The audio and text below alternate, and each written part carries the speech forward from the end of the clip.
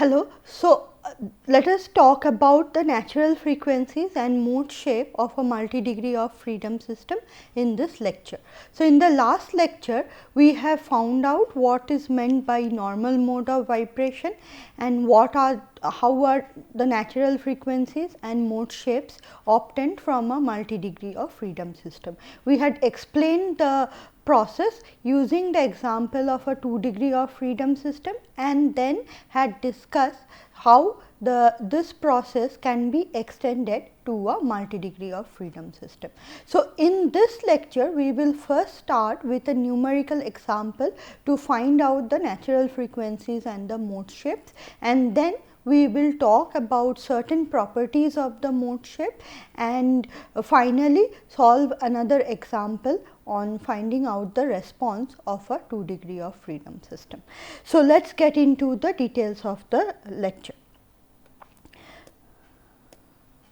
So, this is the example that we will be dealing with today. So, we have a 2-degree of freedom system, the classical spring mass system. There are two masses m1 and m2. They are connected to each other with springs having spring constant k1, k2 and k3. So, the degrees of freedom are the two horizontal displacement, which is u1 for the mass m1 and u2 for the mass m2. So, the problem that is given is that we need to find out the natural frequencies and we need to find out the mode shapes. The actual problem is that we need to find out the mass normalized mode shape, but this part we can forget about this part right now and let us just find out the mode shape. We will find out the mass normalized mode shape at a later stage. So, as we know, the first thing that we have to do to find out the natural frequencies and mode shapes of this problem is to find out the equation of motion. So, before we find out the equation of motion, we need to draw the free body diagram. So, let me draw the free body diagram.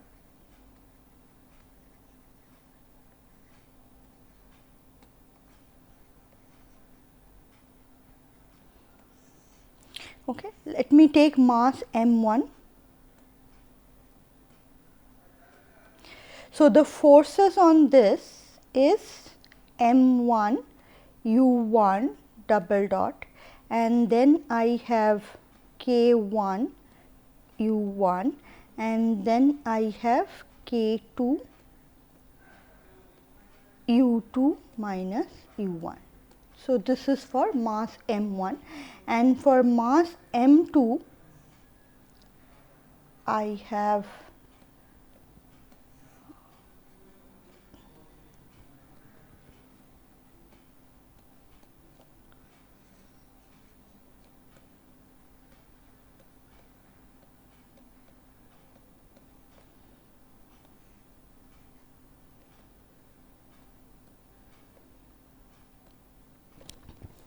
So, these are the two free body diagram, and from this diagrams we can easily obtain the equation of motion by doing a force balance. So, let us do so. So, if I write down the force balance equation, I have m1 u1 double dot plus k1 u1 minus k2 u2 minus u1. Since there is no externally applied force, or this is a free vibration problem, the right hand side is equal to 0. Similarly, here I can write this as m2 u2 double dot plus k2 u2 minus u1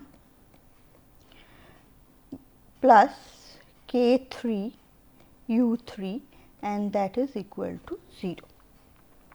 So, these are two equations of motion. So, let us rearrange them and write them in matrix form. So, let me rearrange and write them. If I write them in matrix form, rearrange them, my first equation of motion is m1 u1 double dot plus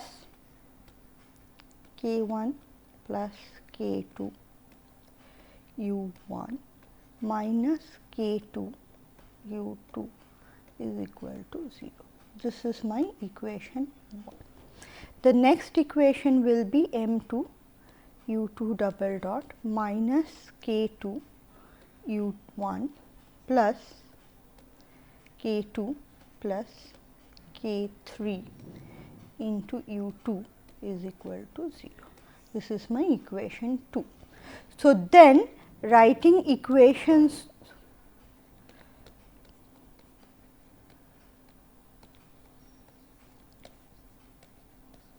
in matrix form,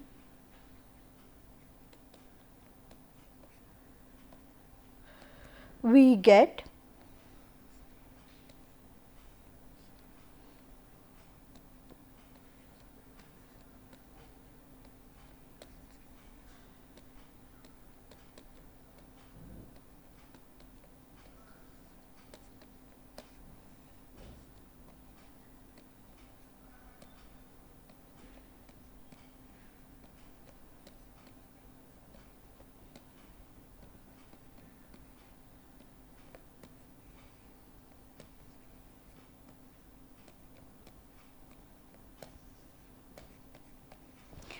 so this is my mass matrix and this is the stiffness matrix.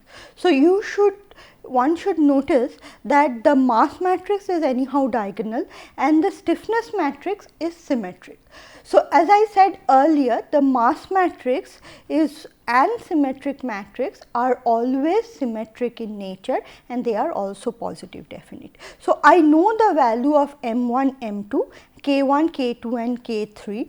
So, I know that m1 is equal to m, m2 is equal to 2m, k1 is k2 is equal to k and k3 is equal to 2k. So, if I substitute these values into this equation, my mass matrix is m 0 0 2m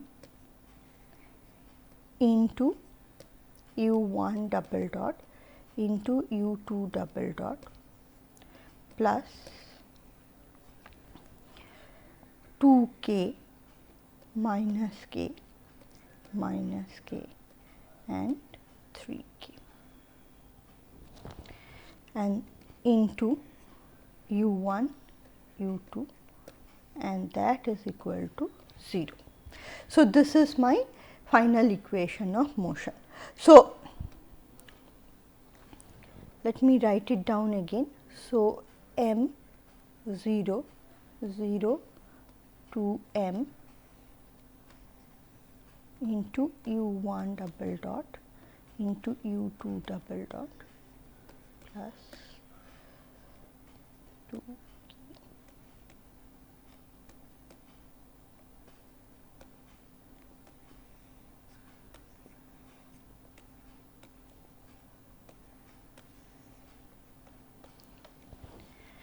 Right. So, now we need to find out the natural frequency. So, in order to find out the natural frequency, as we have discussed earlier, the determinant of the matrix k minus omega square m should be equated to 0. This is going to give us the natural frequencies. The solution of this is going to give us the natural frequencies. So, if I do so, if I substitute the value of k and m, then my matrix is going to look 2k minus m omega square minus k 3k minus 2m omega square, and that should be equal to 0, right. So, I have done k minus omega square m. So, if I do k minus omega square m, I will have 2k minus m omega square, I will have minus k and then I have 3k minus 2m omega square. So, if I write down the equation for this, this is going to be 2k minus m omega square into 3k minus 2m omega square minus k square is equal to 0. Okay. So, if I write this equation, if I simplify this and write this, we are going to get this as 2 m square omega 4 minus 7 m into k into omega square plus 6 k square minus k square is equal to 0. And that is again can be written as 2 m square omega 4 minus 7 m k omega square plus 5 k square is equal to 0. So, this is the equation that we have to solve to get the values of omega. You can see that this is a quadratic equation in terms of omega and m and k. So, if we solve this, we are going to get two roots for omega square, omega 1 square and omega 2 square. So, let us try to solve this quadratic equation and see what are going to be the roots of this equation. So, I have 2 m square omega 4 minus 7 m k omega square plus 5 k square equals to 0.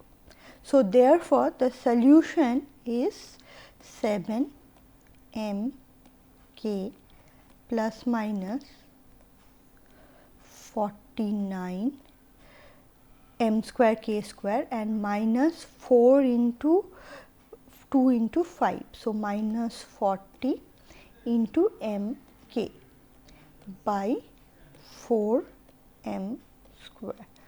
So, that turns out to be 7 plus minus 3 into m k by 4 m square.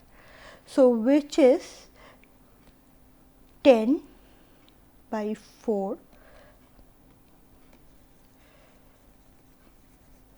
So, one solution is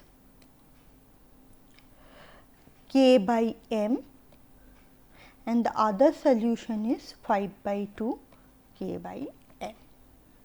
Therefore, omega 1 root is omega 1, which is k by m. The other root that is coming from omega 2, other solution that is coming from omega 2 square, omega 2 is root over 5 by 2 k by m. And therefore, these are the natural frequencies of the system. These are the natural frequency. So, the lowest among, so since this is a 2 degree of freedom system, we have two natural frequencies or two solutions for omega square.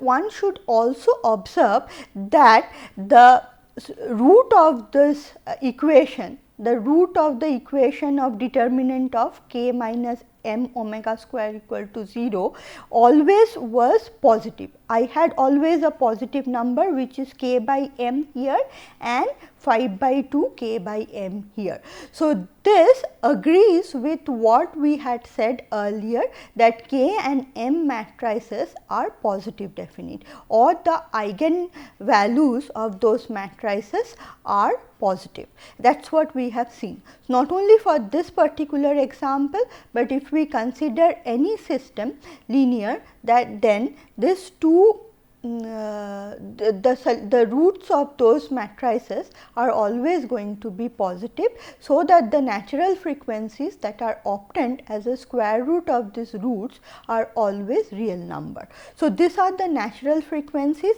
and the lowest among these two natural frequencies is called the first natural frequency.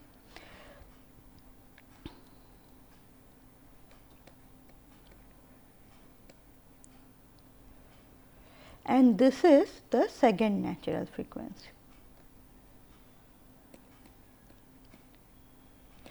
So, root over k by m is smaller out of these two roots. Therefore, the lowest value or the smallest value is called the first natural frequency, and next onward it is called second, third and up to nth natural frequency if there are n number of degrees of freedom. Now, once the natural frequencies are obtained, we are going to find out the mode shapes of the system.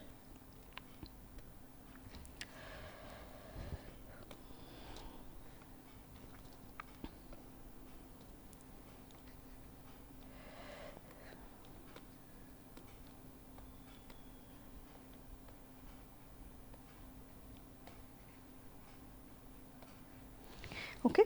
So, let us say that the first mode shape is R1, okay, which is going to be a vector containing two elements. So, how are we going to find it? We are going to take the equation, matrix equation, which was 2k minus m omega square minus k 3k minus 2m omega square into A1, A2. So, as we discussed in the last lecture, we will substitute the values of omega here and correspondingly solve for A1 and A2, and this A1 and A2 is going to be the mode shape corresponding to that natural frequency or that normal mode of vibration. So, in order to get the first mode shape, in place of omega, I have to substitute omega 1 square, and therefore, I am going to get the first mode shape. So, let us do so. If we do so, then omega 1 square is 2k minus m, omega 1 square is k by m. So, I will write that as k by m, then I have minus k 3k minus 2m k by m into A11. This superscript 1 that I am putting for A1 and A2 denotes the first mode shape. So, therefore, this matrix can actually be written as k minus k and k into A11, A21, and that has to be equal to 0. So, from this matrix equation, I will get that A11 by A21 is going to be 1, right. It does not matter whether I am taking this equation to obtain the ratio of A11 or this equation to obtain the ratio of A11 by A12. Both these rows are going to give me the same ratios. So, I have A11 by A21 equals to 1. So, R1 can be 1.0 and 1.0. So, this is my first mode shape. So, if we want to find out the second mode shape, we have to follow the same process. Let us do so. So, we are trying to find out the second mode shape,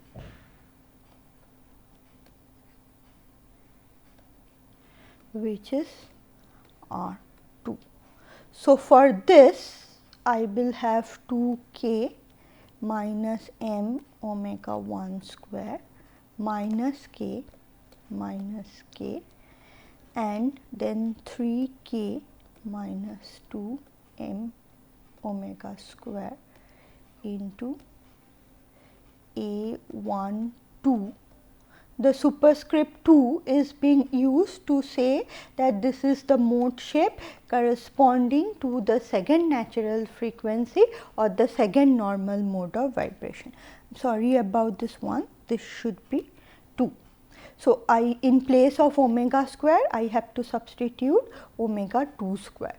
So, if I substitute the value of omega 2 square, which is 5 by 2 k by m, I will get 2 k minus m into 5 by 2 k by m, and then minus k 3 k minus 2 m k by m into 5 by 2. And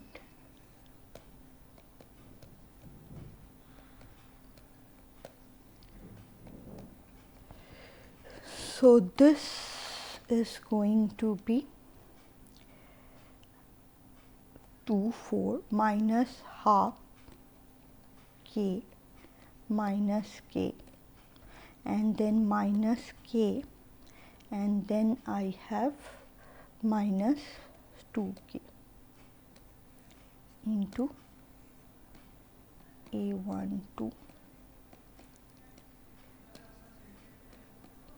Okay.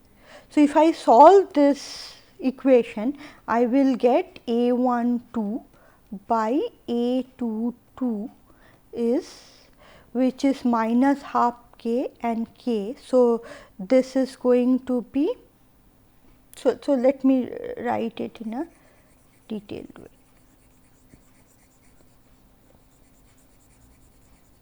So, if I solve this equation, I will have minus half k A12 minus k A22 equals to 0, which is going to give me A12 by A22 as minus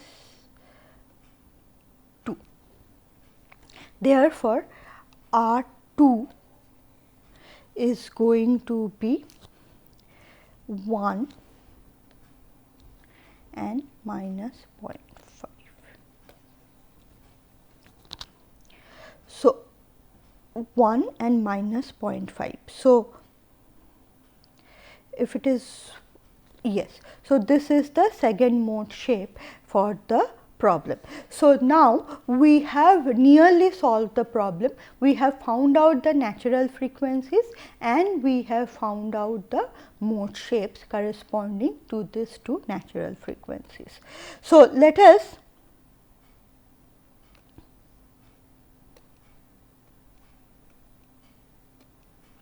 now move into the second part of the problem, that what is mass normalized mode shape. So, if you remember the earlier part of the problem, we were asked to find out the mass normalized mode shape. So, let us, so we have found out the mode shape, we have found out the natural frequency, but this mass normalization is still left. We are trying to do that in the next part. So, before we go into the mass normalization of mode shape, let us first talk about orthogonality of the mode shapes. So, mode shapes has this unique property by which one mode shape is orthogonal to another mode shape. So, for example, for this particular case, R1 transpose mass matrix M into R2 is going to be 0. So, what does this mathematical expression implies? It implies that the mode shapes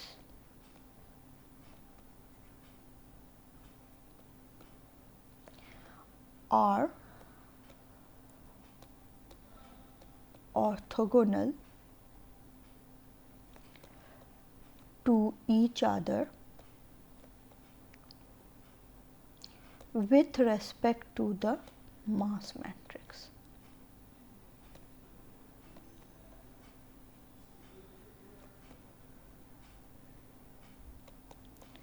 Okay.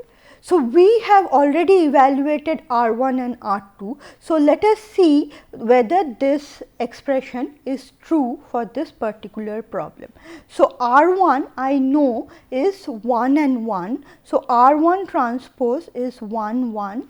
The mass matrix is M 0 0 to M, and R2 is 1 and minus 0.5.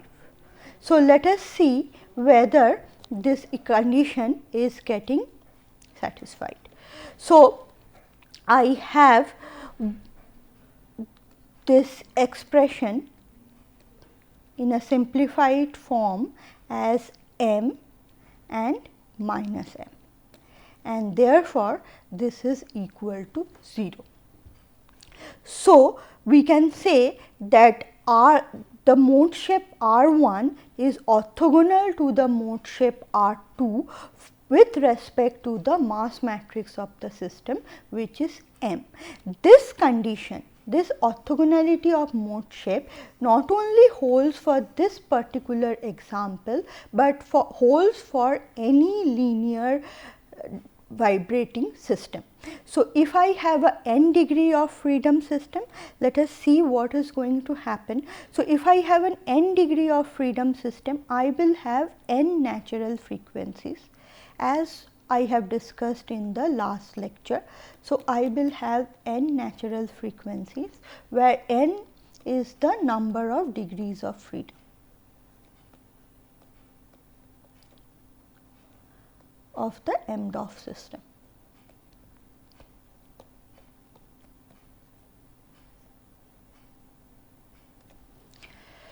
So, corresponding to each of these natural frequencies, so these are the natural frequencies. I will have n mode shapes,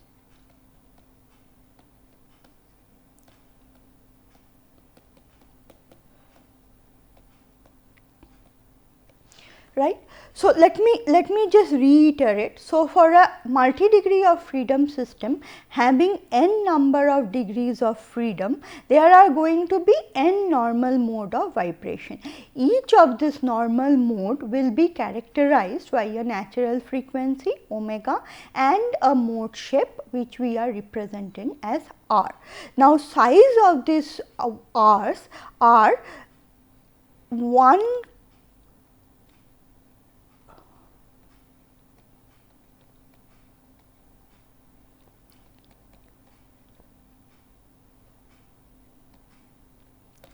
So, each of this mode shape for a n degree of freedom system will be a vector of length n, right. So, each of this is going to be a vector of n.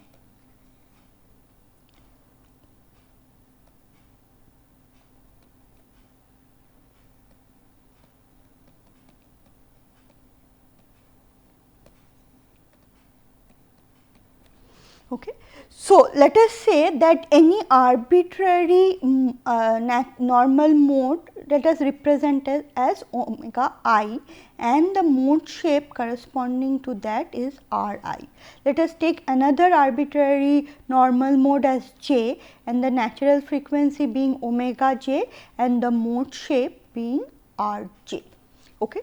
Then the orthogonality condition for an n degree of freedom system can actually be written as R I transpose M into R j is equal to 0 for all I not equal to j, right. So, if I take any mode shape of a n degree of freedom system and obtain this product with respect to another mode shape of the same system, then it is always equal to 0 provided I is not equal to j. So, this is the generic expression for orthogonality of the mode shape of a multi-degree of freedom system. For our example of 2 degrees of freedom, we had only 2 normal modes and thereby 2 mode shapes, and therefore, this expression was only for R1 transpose m into R2 is equal to 0. This can further be written as phi transpose m into phi is equal to a diagonal matrix, where phi is nothing but the modal matrix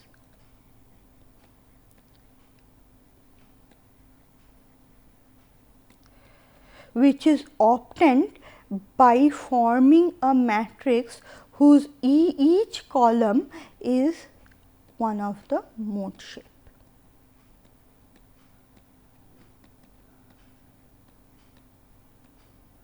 So, this is going to be an n cross n matrix. Each column of this n cross n matrix is the mode shape arranged from I equals to 1 to n. Now, if this expression of orthogonality can also be expressed in a very generalized form as the modal matrix transpose into the mass matrix M into the modal matrix is always going to be a diagonal matrix with all other non-diagonal terms being equal to 0. So, with this we will end this lecture. In the next lecture we will continue with this example and talk more about orthogonality and the mass normalization of mode shapes. Thank you.